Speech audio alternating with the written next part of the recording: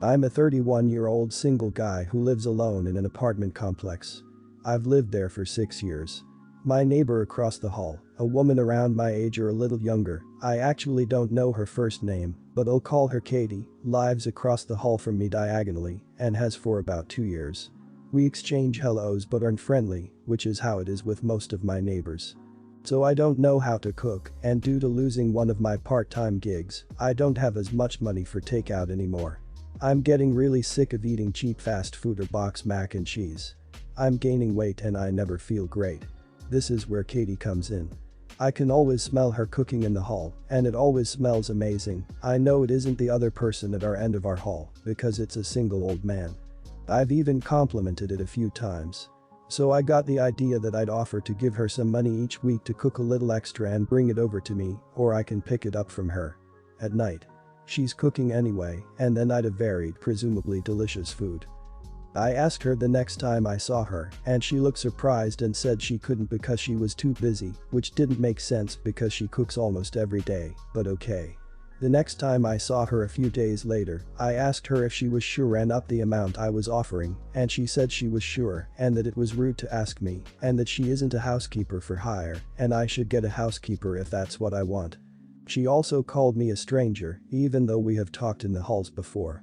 Overall, she made me feel like a big jerk and really embarrassed for even asking her, and a little mad because she was acting like I was being creepy. I wasn't, trust me, she isn't my type.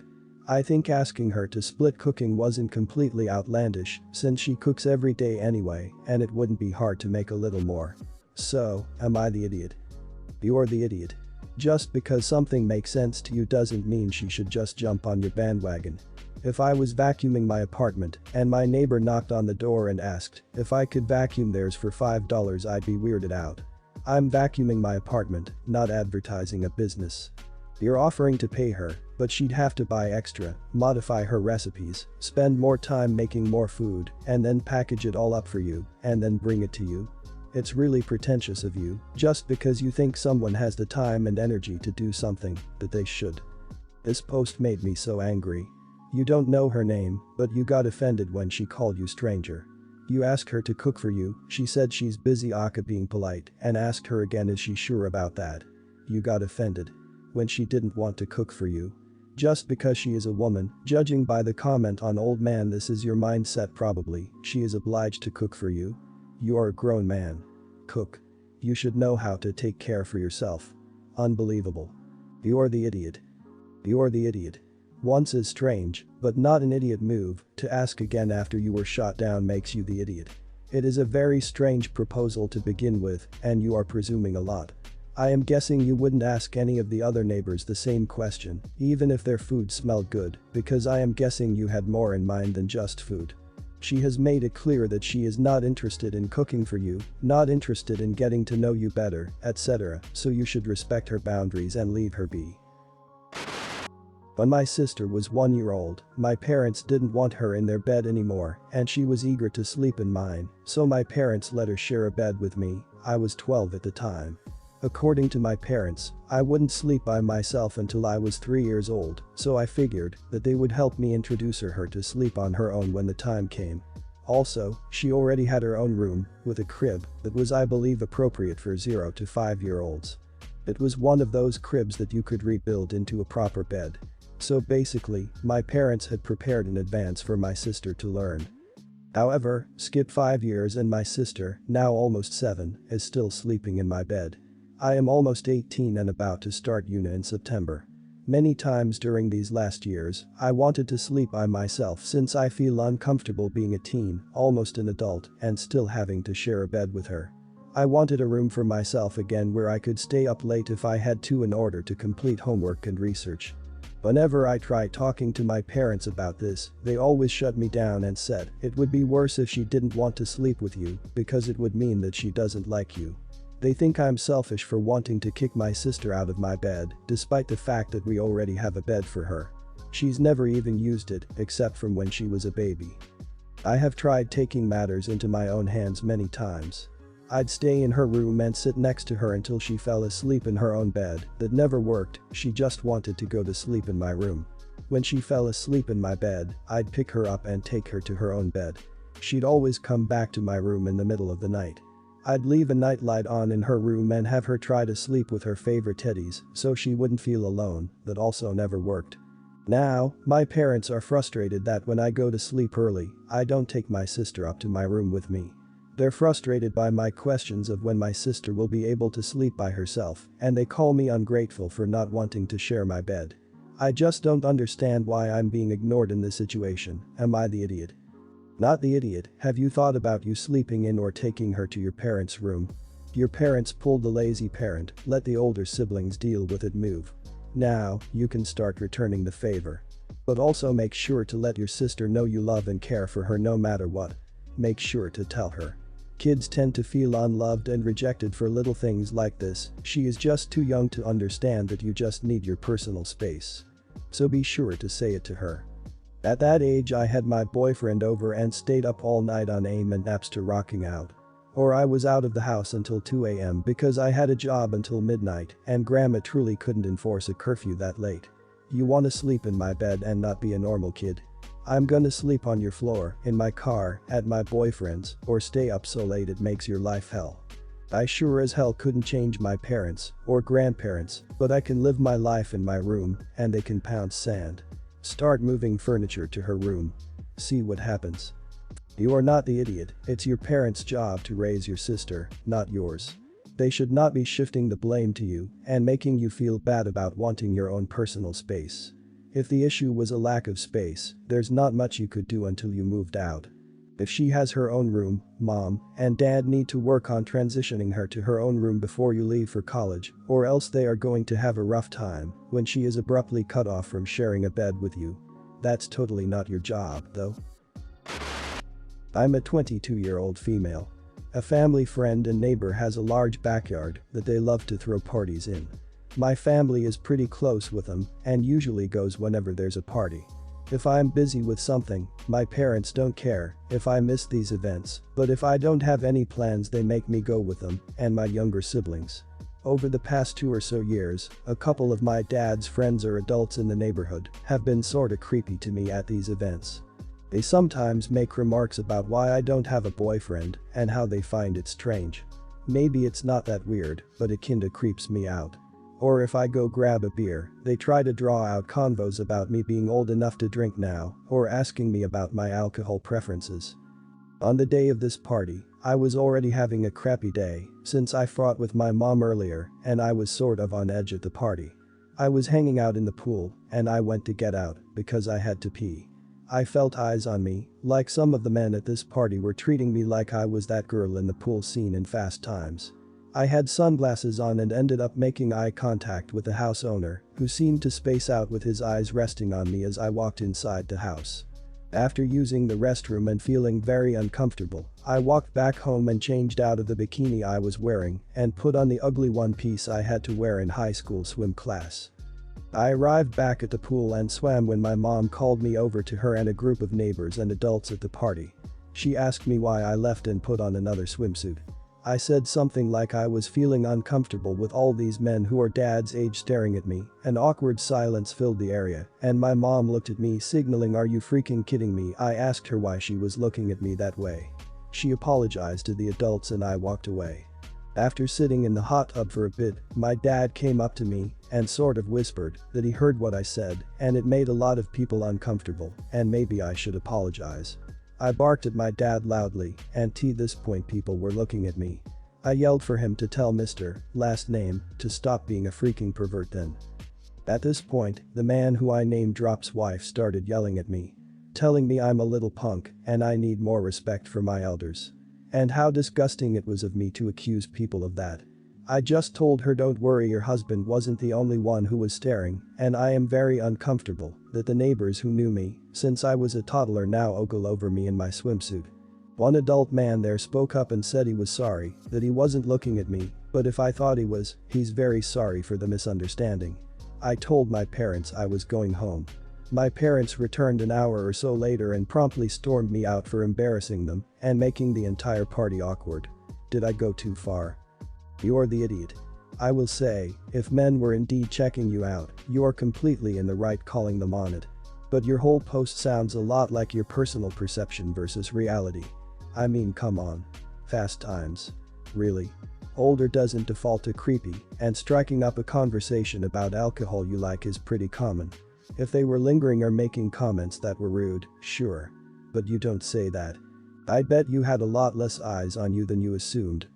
Everyone's the idiot here. Sorry, these men were making very normal conversation for your age. Saying you felt eyes on you and saw someone leering is plenty enough justification to cover up, but is not harassing you. It wasn't excessive or all day, and he literally could have been just spacing out. You're self-conscious OP, not everyone's thinking about making love with you all the time. Accusing married family friends of harassing a 22-year-old is a big deal. And shouldn't be done unless you're actually being harassed. Your mom should have asked in private and not flipped. You're the idiot. What you described are what's called illusions of grandeur. Not everything is about you, and I'm sure most people at this party were paying little to no attention to you. Literally everything you described in your post was based on your own feelings and perceptions of yourself and the others around you. You imagined yourself as being in a movie scene where a woman is objectified and treated your situation in reality as if that were what was happening. Just because you think you're hot stuff doesn't mean every man around you does. I've been married to my current wife for 5 years. Her 2 daughters live with us, 17, 12. I have 2 kids of my own, my daughter is 24 and my son will be 16 next month. Last year, when my stepdaughter turned 16, my wife wanted to get her car. I agreed and said I would help pay as well. I make considerably more than my wife, so I had a feeling I'd be covering most of it, considering my wife's ex-husband wanted no part of it. He always says he has no money and completely shut down the notion of him contributing to his daughter's car because he has no money. My wife and I bought her a 2009 Chevy Malibu. It's in great shape for having over 100k miles on it. We thought it would be a great first car and she loved the gift. Fast forward to the beginning of this March, knowing my son was turning 16 in April, I talked to my wife about getting my son a car. And then I talked to my ex-wife about it because that is who my son lives with most of the time. My ex-wife has a good job and makes a healthy living. My ex-wife said she would be willing to split the cost of a car with me.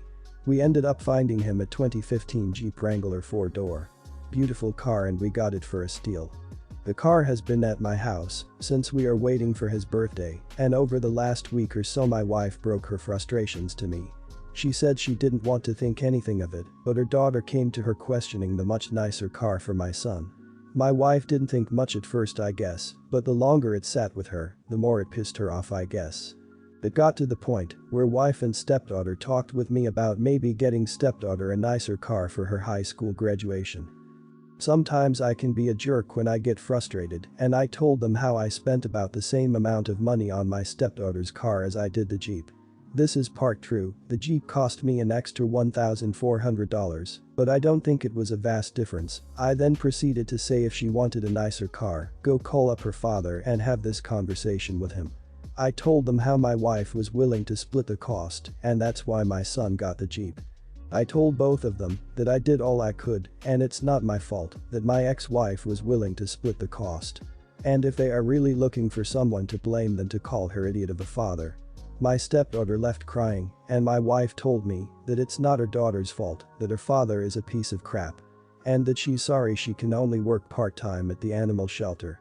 I explained that I'm sorry that she feels she's being cheated with the cars, but I thought it was very generous of me to buy her that car in the first place. And I can't be blamed that my ex was willing to help when my wife's ex wouldn't. Am I the idiot? No idiots here. Seems like everybody could have acted a bit better in the situation, but it's not in everyone's the idiot here situation. While I understand your frustration to have to deal with such a situation when you did contribute to stepdaughter's car while her own dad didn't, it wasn't necessary to insult him. Your stepdaughter should be grateful. It's not having if you only bought a car for your son. Your wife, to me, is the biggest idiot here. You gave the same amount to both kids. She shouldn't expect you to pay more because your ex-wife contributed to your son's car. Not the idiot and everyone's the idiot here. Your ex was willing to split the cost, however it perhaps would have been best to find a similarly priced vehicle as your stepdaughter's car. approaching you to buy a second car because she wants a nicer one or as nice as your son while her and her mother are unable to contribute the extra is ridiculous. However, bringing up her deadbeat father and his seeming lack of care for her was where you crossed the line. You could have handled that confrontation better. Not the idiot, and asking for a second car in 2 years makes the wife and daughter are idiots in my opinion. Once you explained the ex-wife matching you, that should have been sufficient.